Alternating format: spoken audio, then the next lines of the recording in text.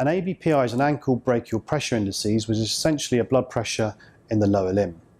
We perform blood pressures in the arm routinely, and this is performed by nurses as well as HCAs and medical students. I've taught people to perform these routinely, and it's a simple investigation of which most healthcare providers can perform. We perform blood pressures in the arm by using a cuff on the biceps, inflating this while listening to the brachial artery with a stethoscope, and recording measurements when the blood pressure disappears and the blood pressure reappears with a pulse.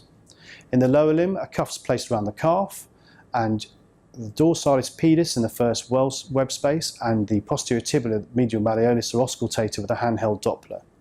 A handheld Doppler can often be purchased for approximately £500. However, online, cheaper models are available for £30. When listening to the pulse, the cuff is inflated, and as the pulse disappears, that number is recorded.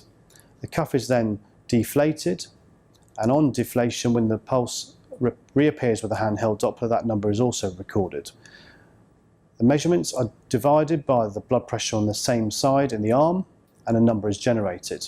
Greater than 1 is normal, less than 1 is abnormal.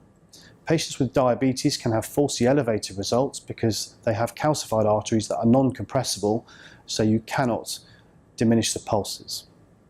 These are very useful for referrals because a referral with an ABPI demonstrates that there's a problem, and then we can move on to further imaging more quickly. And also, the hospital won't perform ABPIs, and this will also save costs and reimbursements.